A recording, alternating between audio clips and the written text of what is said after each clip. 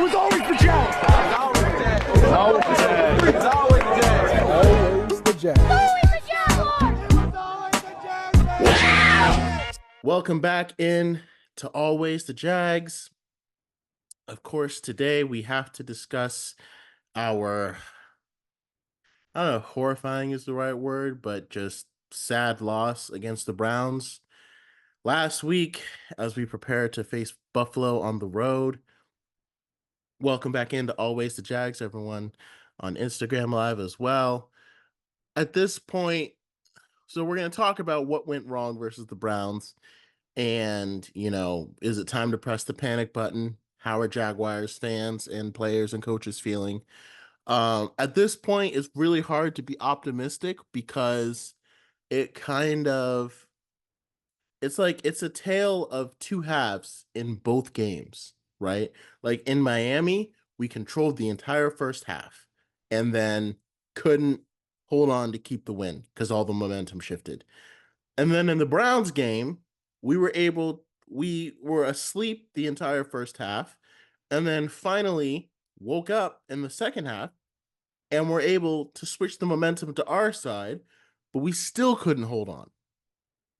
And, like I said, the Miami game, that loss, I feel like was inexcusable on our offense because Miami's defense is not that good.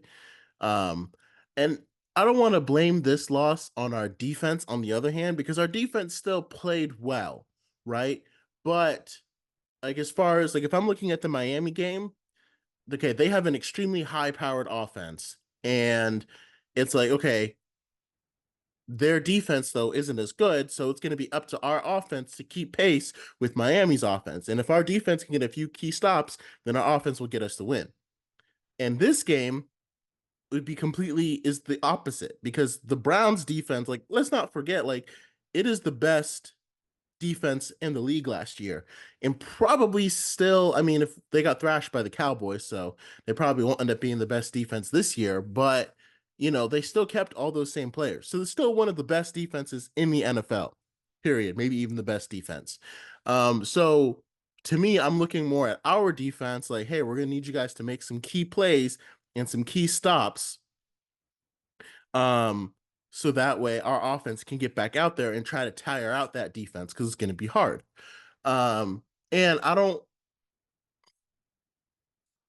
then our defense then ended up playing well, but I feel like our defense didn't really play well until Trevor had hit that big shot to Brian Thomas Jr. And I feel like our defense did well at making stops in some areas, but they also let a lot of big plays happen. The Browns scored on their opening drive. They've got two backup tackles in there. Trayvon Walker and Josh Allen, I feel like, should have had 3 sacks apiece. They should have been eating those guys alive. And again, overall, if you hold a team to less than 20 points, if your offense can't score 20 points in the NFL, if your team is holding a team to less than 20 points, that's a good defense. That is a very good defense, especially in the NFL right now that is very geared towards offenses. And your offense should be able to score more than 20 points. That's a winning recipe. We went over the same thing back when it was Blake Bortles in 2018. And it's I don't know what it is and why we can't get our offense to connect with Trevor. So we'll kind of go through the game and where everything kind of fell apart. It's mainly again, the pressure was bound to happen because the Browns defensive line is incredible. You've got Myles Garrett on the other end. It's I get it, but it feels like it feels like Doug Peterson and Trent Baalke didn't really plan around that.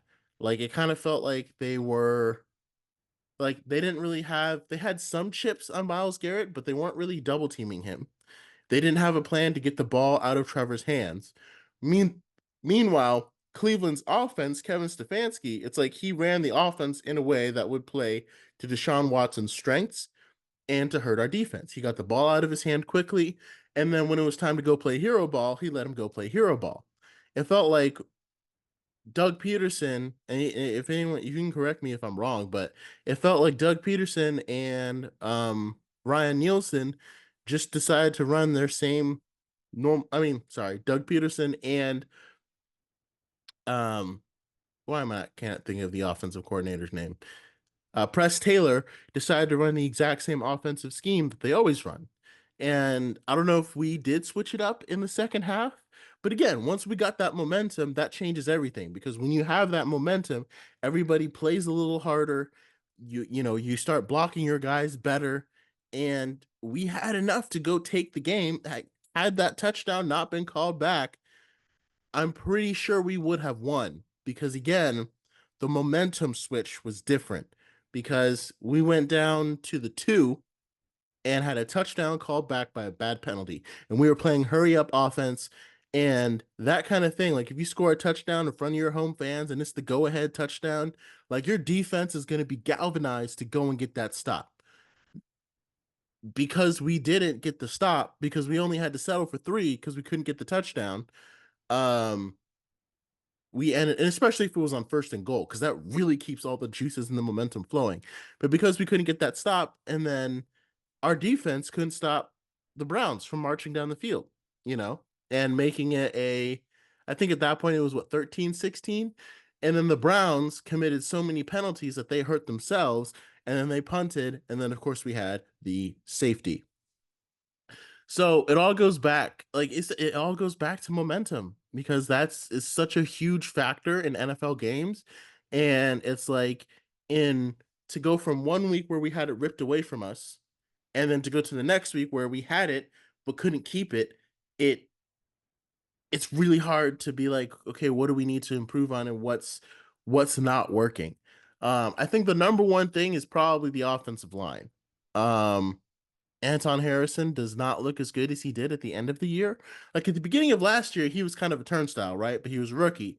But then he got a lot better as the year went on. And it feels like maybe, I don't know if maybe we just didn't see him getting better, but I don't know. He just feels like he's not playing as well. Cam Robinson he's a beast in run blocking, but sometimes he's getting beat really badly in pass protection. And I'm almost like, can we just put in Walker Little? Something's got to change along the offensive line. Ezra Cleveland is still battling his heart out, and he looks like he's doing pretty well. And Mitch Morse has been playing the best, probably out of everybody on the line. He fixed the position at center, but now we have all these other positions, and Brandon Scherf just doesn't look like the same guy anymore. So, I mean, I think that's our number one thing. Like, if Trevor doesn't have any time in the pocket, he's not going to make those throws. And there was a couple of throws that Trevor had guys open and he missed them. And I don't know if his clock is being sped up. And it's not like, I don't think Trevor is the problem right now.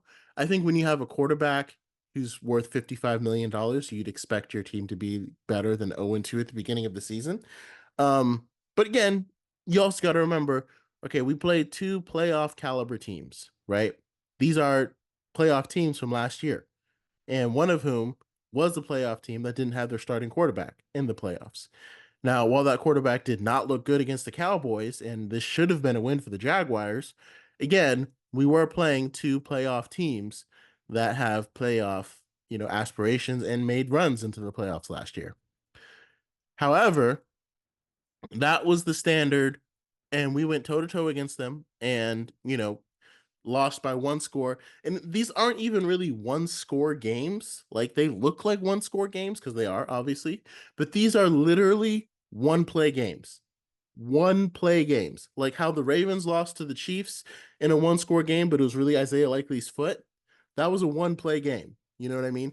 This is a 1 play game. If the Jaguars made 1 more play, if that touchdown isn't called back, if Doug Peterson is able to come up with a good route to get somebody open, and we're able to score a touchdown right before at the very end and go up, we win this game, right? If Travis Etienne doesn't have the ball knocked out right before the end zone, we win in Miami because we would have been up 27-7, changed the entire complexity of the game. So these aren't just 1 score games. They're 1 play games. We are literally right there with these teams in battling. But the thing is, that would have been acceptable in like year 2 of Doug. Like, we're in year 3 now of Doug, and this is year 4 for Trevor. And some people rather say year 3 for Trevor because he's got to get that rookie stink off of him. And I agree, Urban Meyer obviously did a lot to traumatize our quarterback and our franchise, so we don't have to count that. But again, at the same time, we are in that's like the first year we under Doug, we were losing a lot of really close games to like mediocre inferior teams. And those weren't necessarily like one play games. They were more just like one they were one score games where it's like we didn't have that drive that we needed or something like that. And they were really close games, but again, there were teams like the Denver Broncos, like mediocre teams. They were not playoff caliber teams. So by year 2, we should have been so like in that same year we learned how to win those close games against those kind of mediocre teams. Year 2 under Doug Peterson, you want things to get better. Things should be getting better. So now it should be like, and we made the playoffs that year. So now it should be like, okay, we should be able to go toe to toe with some teams in some close games. And that's what we kind of did for a lot of year 2. And we were winning a lot of those games. I mean, we went toe to toe with the Chiefs. We went toe to toe with a lot of different teams. We beat the Bills in London. And that's the kind of progress that you want to see. And that Houston game was such like a mulligan fluke weirdo. But that's the kind of progress that you want to see. And then everything kind of fell off the rails last year as people got unhealthy. So this year, again, if things are continuing to get better, we should be the ones that are switching the momentum and winning those one-score games against playoff teams. So my point is like we don't have to like I looked at the power rankings, and right now the Jaguars are listed at like 22, and the Chargers are listed at 20 at like number 7 on the power rankings. And I'm like, that's just I'm not gonna say it's ridiculous, but it's pretty ridiculous because it's like okay, if and the Chargers are 2-0 and we're winless, right? Okay, if we had the Panthers and the Raiders as our first 2 opponents of the season, I know the Raiders just beat the Ravens, but still, if we had the Panthers and the Raiders as our first 2 opponents of the season, we would be 2-0 too. Okay, so I mean the Chargers, like I said, Jim Harbaugh's doing a great job, but they are not these world beaters. All right, and we did start off with a really tough schedule. Um, and that can make all the difference. But at the same time, last year we started off with a pretty soft schedule and we did really well at the beginning of the year, and then we ended up falling off. So I don't think even if we end up going 0-3 versus even if we end up going 0-4 and lose our next 2 games because Buffalo looks incredible and I do kind of think Houston is going to win at home, I still wouldn't be Doug has to find a way. Like again, it's not that there's no such thing as moral victories. Like we're not doing moral victories. This is a professional league. We're here to win. If we can just keep it from becoming the same old Jags narrative, because it's not the same old Jags. Like the same old Jags would have gotten blown out 33-7 week 1, blown out 31-6 the next week. Okay. Not the same old Jags. This is not when we faced the 49ers last year. It is different. All right. We just have to find a way to make plays that count. But the problem is, like, as far as playoffs go, like, we kind of need to find a way to beat Buffalo if we want to have any chance. Because I picked us to like we need to go 11-6 to make the playoffs. And I picked us to beat Miami and the Browns. But now that those 2 are losses, where do you find your other 2 wins that you need? Because again, 10-6 is going to be the 11-6 is going to be the only way to get into the playoffs.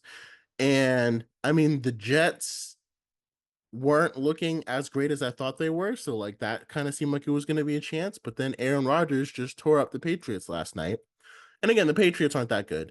But the point is, Aaron Rodgers is looking better and more comfortable in that offense. And we don't play them until week 15. So unless he's hurt or the Jets offensive line is beat up, it's going to be really hard for us to get all the way to week 15. It's going to be really tough. Like that game could still be a loss. Like, and I picked it as a loss. The Packers, Jordan Love is already practicing. Like, had Jordan Love been out for our game, like if it was again, if we had faced the Packers, I don't think Malik Willis beats us. I'm sorry, but he doesn't. And I think we would have won that game. But by the time we play the Packers, Jordan Love will probably be back, and that'll probably end up being a loss. Even the Vikings doesn't look as sure now because they just beat the 49ers. Now, the Niners didn't have McCaffrey, But at the same time, it's still like, the 49ers are kind of like the team to beat in the NFL right now. So, basically, again, if Doug wants to make the playoffs, we got to figure out how to beat good teams. Like in first year of Doug, it was how to win. Second year of Doug, it was how to win. Like we were like first year of Doug, we were learning how to win. And then the second year should have been learning how to beat good teams, right? And now it feels like with all the injuries, it feels like we kind of have to relearn that over again. But this season, we're not going to have time because we face a lot of good teams. And that's the part that I think gets you so frustrated, especially because last year, when Joe Burrow and Deshaun Watson went down, it looked like the Jaguars had a chance to run away with the division. Like we could have went. I don't understand. I still don't understand how Jake Browning put up that many points in our defense. And I don't know if Ryan Nielsen would have made a difference or anything, but let's talk about the Bills and what we could possibly do to try to beat them. I also think a huge thing that people are overlooking is the cornerback situation. And it's not good because we lost our top guy, Tyson Campbell. And this is partly why last year, like I really liked Tyson Campbell. And I was really down on him when we first drafted him. And he was super bad in that one Bengals game, and he was playing in the slot. And it kind of like reinforced everything I said. And then they moved into the boundary, and he eventually became our top guy because he pushed everybody else out. He's good, but he's been hurt a lot. He's been hurt a lot. And it's not, again, injuries aren't something up to a player. Like, you don't ask to get hurt or anything like that. But when you're hurt that much, you got to have insurance, right? And so, like, again, I look at the Jaguars, like giving him that deal too. I don't know if I would have extended him for that. I still think in the offseason, it would have been the right move to bring in a L'Jarius Sneed, especially for what the Titans paid to get him, even if it had cost us our second round pick. I mean, what did our second round pick do this past week? Did he do anything? No, he was inactive. He was an active scratch. So even if it cost us our second round pick to go get L'Jarius Sneed and bring him in, um, he would have been on the field. Would Jerry Jeudy have made all those catches if we had L'Jarius Sneed on him and Tyson Campbell on the other side? Even if we had Tyson Campbell out, again, if we had L'Jarius Sneed, would he have made all those catches? Because he wouldn't have been because Jerry Jeudy single-handedly killed us. Amari Cooper was not that big of a factor. We did a good way of neutralizing him, but again, because we have Monteric Brown, a backup on the second wide receiver. I mean, and again, he played a solid game, but I feel like Ryan Nielsen has to play a lot of zone in that situation. And if we had been able to play man, it would have really limited Jerry Jeudy.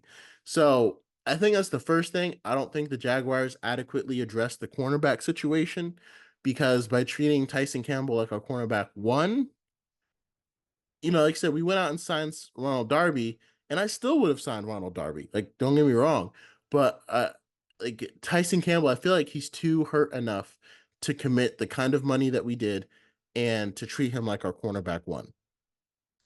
I think I would have waited a year and maybe gave him the same deal next year, but he was under contract for 4 years. I mean, we drafted him the same year as Trevor. So to me, that's our first thing. And it's the Bills offense it's hard to know. Like they don't really have like their number one guy. Like Keon Coleman is obviously kind of building up and getting more comfortable in that offense, but they don't really have like that go-to threat. So hopefully our defense will be able to contain them. The main thing will be containing Josh Allen, which means we're going to have to keep a spy, which is Devin Lloyd is playing a lot better. So I think he can play that spy role and match up well with Josh Allen. But because we're going to have that spy on Josh Allen, that means Ryan Nielsen is going to have to switch from zone to a lot of press man. Can Monteric Brown play press man? Now, again, these receivers aren't world beaters. I mean, can Ronald Darby hold up against MVS? Sure, but MVS can get behind you really easily. And the Bills' offensive line has been playing well enough where Josh Allen will have time to throw a bomb. So I thought the Bills were going to have a weakness, but at this point, it really looks like they don't. And it's amazing. The only thing I could think of is, and again, the Bills were able to contain Tyreek Hill and Jalen Waddle against the Dolphins. That's the part that was so scary because they held the Dolphins offense. They clamped on them so badly, so badly. There was no room for anything. So I think, and I think it's because they game planned for Miami's offense. Tyreek likes to get deep, and I don't think their offense could adjust because, like, it seemed like if you have a team that likes to get deep, if you're playing a defense that knows you want to get deep, you can switch that up by doing quick throws, and not only will that help prevent because they can't play so far off the ball if you're doing a quick throw. Not to mention, it'll help alleviate some of that pressure that's coming in because the Bills' defensive line still has Greg Rousseau, Ed Oliver, and Von Miller is back to his old self. So that's a lot of pressure that's going to be coming in waves. But I don't know if the Dolphins just didn't adjust to try to do quick throws or if the Bills bottled it up underneath. This is a game where I really wish we had Evan Ingram, but we don't, unfortunately. So I think that'll just kind of be the answer. Keep hitting underneath and taking the slant routes and letting yards after catch kind of do the work. And see if it'll open up that big play for Brian Thomas Jr. Keep letting him streak down the field because he's going to beat those backs eventually. And I think that's kind of the thing. Like, Brian Thomas Jr., he's so good. He's so fast. And I really do like that we picked him. I know I originally had mock draft us to take a cornerback there, and I still kind of think that was I still wish we had a cornerback, able to pick one up in the second round, but we couldn't, because there weren't any left to pick in the second round. TJ Tampa, you could have gotten, but I don't know how well he's really been playing and if it would have made a difference. And we ended up going with Jerry and Jones anyway. So I say all that to say, again, I do think it would have been a better choice to bring in L'Jarius Sneed and just extend him. And then again, we got a whole nother year for Tyson. Put that off into the future. But as far as defending this Bills offense, I think the quick throws across the middle, Christian Kirk needs to come alive. I don't know what's been happening. I don't know if he's just not getting open, if he's lost a step, if he's still trying to recover from that injury. But like unfortunately, we don't have a whole nother year for him to get back to his normal self. And I think that's the thing that we're kind of looking at the depth of our roster. Like, the Bills, Von Miller didn't get back to his normal self until this year, right? But the Bills still made the playoffs last year, and they still made a deep playoff run last year because they have depth everywhere. And they could afford, Von Miller not being at his best. We can't afford Christian Kirk not being at his best. We need him to come back, and we need him to come back strong. And he's going to be the difference maker in this game. Because I don't know who the Bills slot cornerback is. But again, if Christian Kirk gets matched up with the linebacker, across the middle is going to be where to hit. Because the Bills are going to get pressure because our offensive line can't block as well. And we're going to need to make some quick throws, some dump offs, not necessarily screens, but just Trevor's going to need an outlet as soon as he says hike, right? Like, he's going to need someone to go to. I think, and you can have Gabe Davis coming across the middle as well. I think keep using Brian Thomas Jr. to stretch the field. And the one thing I don't understand is all the rotations that Ryan Nielsen is doing. Like, I was listening to the official Jaguars podcast with Tony Waselli and Pete Prisco, and they noticed the same thing. Like, I was watching the game, I'm seeing Yasir Abdullah make a tackle. And I'm like, why is Yasir Abdullah on? Like, it was a good tackle, but why is he on the field right now? Where's Trayvon Walker? Where's Josh Allen? And it's like, I guess Ryan Nielsen is like really substituting a lot of their guys in and out. And I'm like, I understand what you want to do to keep them fresh, but we are not good enough for that. You know what I mean? Like, in order to do that, we would have needed to get like Hassan Reddick or get a really good rookie or something like that. But we are not good enough to not have our best players on the field at all times. Like, I mean, to me, a slightly winded Josh Allen or Trayvon Walker is better than Yasir Abdullah. right? Like it's a no-brainer. The whole goal of your defense is to force a 3-and-out. If you force a 3-and-out, they're off the field, right? So like at least for the first 3 downs of every drive, I'm having my best players on the field no matter what.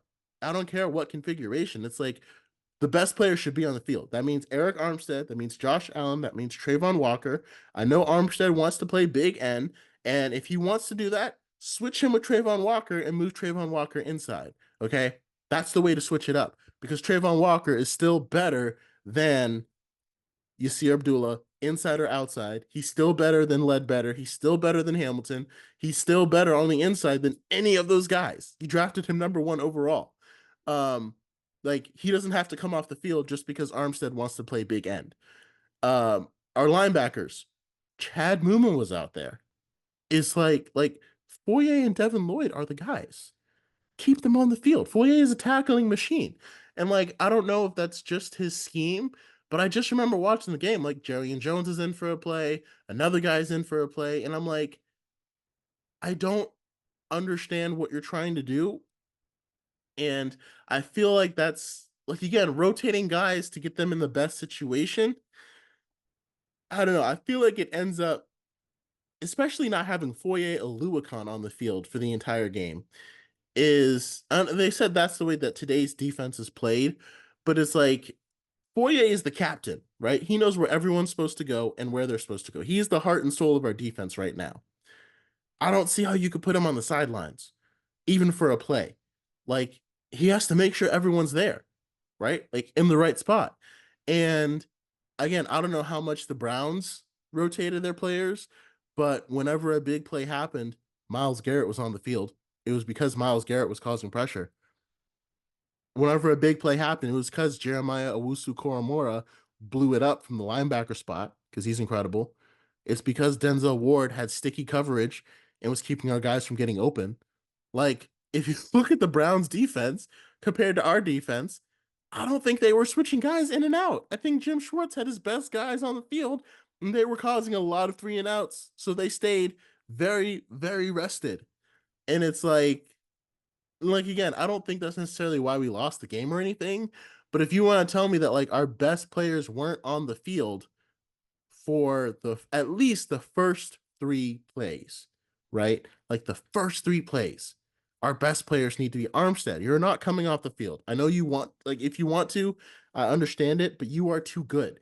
We do not have the depth to switch our guys in and out. Like, we did that a lot on our defensive line back in 2018, 2017, and we had a really good team. But at the same time, Jalen Ramsey didn't come off the field.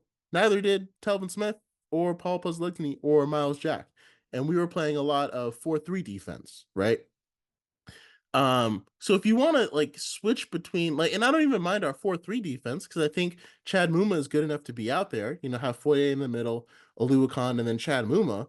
But like our 4 defensive linemen, it's got to be Allen, Armstead, Walker, and you can put whoever else there.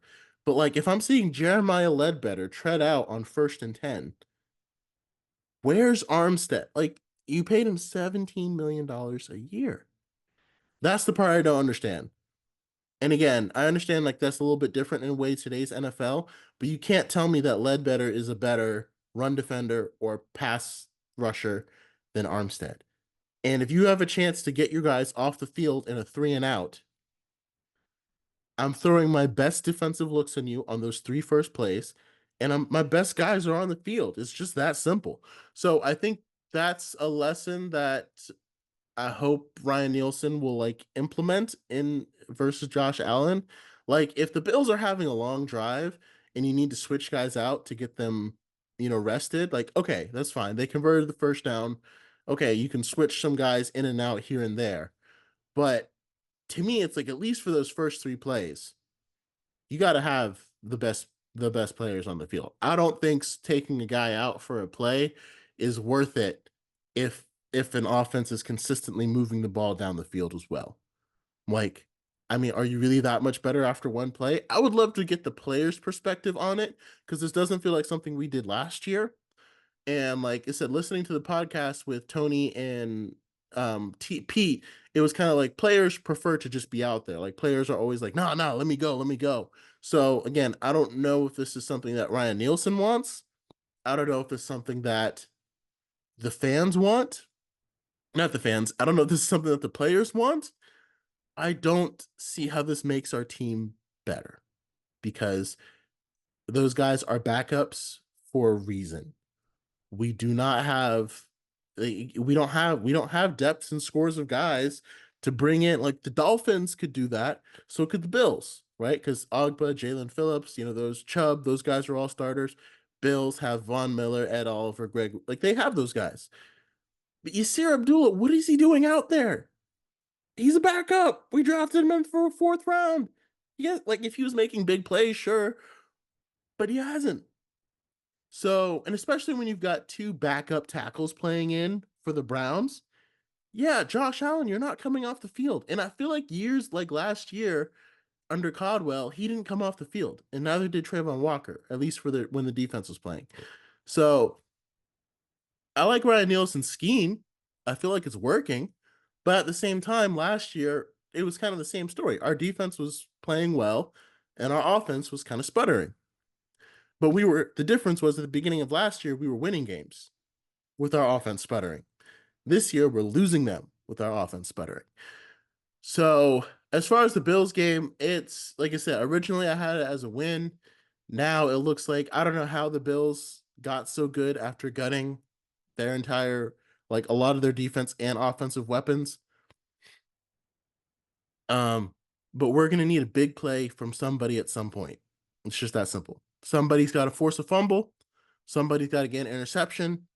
Brian Thomas Jr. needs to catch a long pass. And that was a beautiful way for the offense to take control of the momentum as well, Because again, Cleveland's defense is tough. It's hard. And so for Trevor Lawrence to throw that ball up there and hit Brian Thomas Jr., it was a great way for the offense to take control of the momentum and take it back for our defense.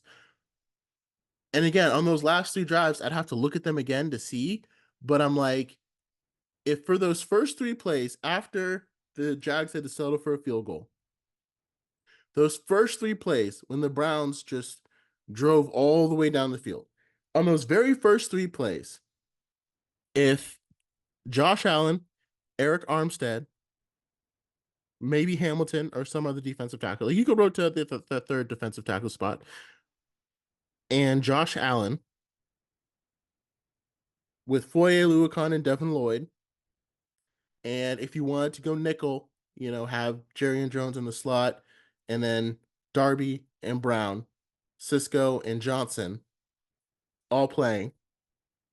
If those guys were not on the field for the first three plays, I have a problem.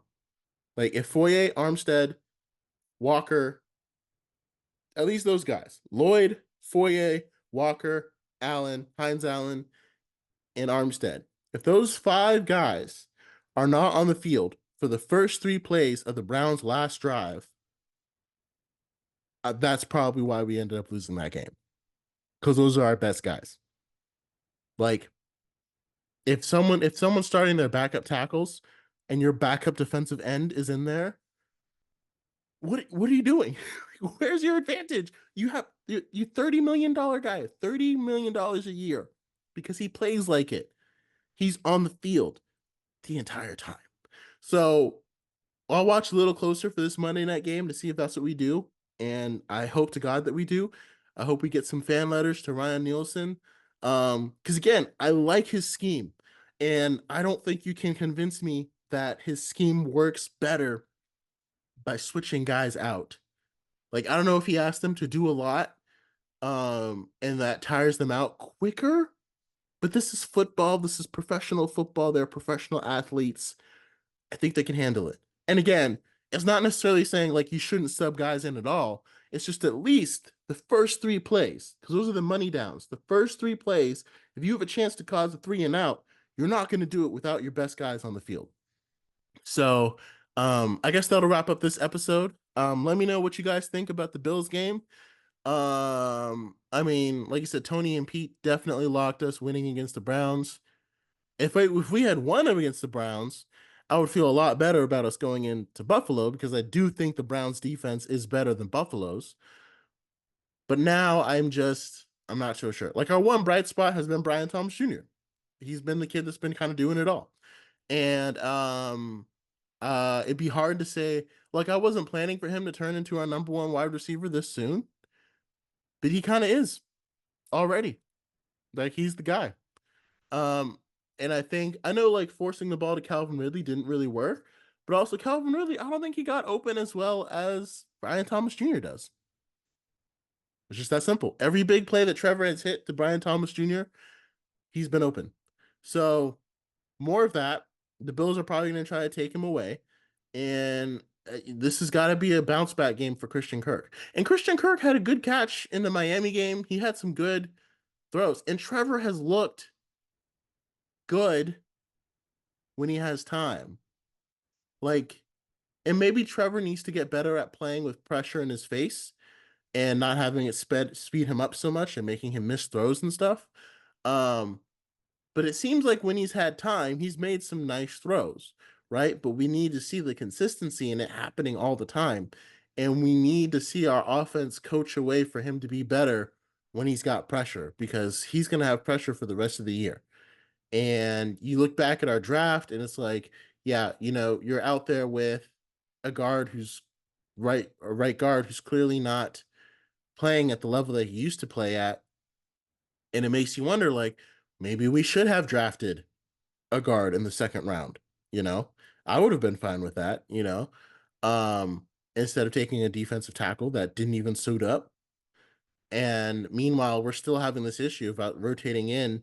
Like you took your defensive tackle in the second round and you still have Jeremiah Ledbetter, who's been a backup for his entire career, going out there. And it's like, there are some guards, some rookie guards that came off the board after Mason Smith that are playing really well. Cooper Beebe from Dallas, guards that are playing better than Brandon Sheriff is playing right now. Because you look at our offensive line, who do you swap in? Cooper Hodges. Even Tanner Bortolini. Like if we had him, and he was another guy that I kind of wish that we had drafted. Like I know I thought we should have drafted Javon Foster. Like I was okay with that pick, and he ended up not looking ready at all for any kind of NFL action. So maybe Tanner Bortolini would be the same way, but I'm pretty sure he's starting for the Colts right now. And I'm pretty sure he's holding his own. So I think Baalke maybe had too much faith in that offensive line. And again, me in the offseason, I didn't necessarily think that we needed to like go out and re-sign some new guys and like completely revamp it. I think we just need a little bit more depth. But people, when we talk about depth, we often talk about putting in a guy if he's hurt, but depth also includes putting in a guy if he's lost it.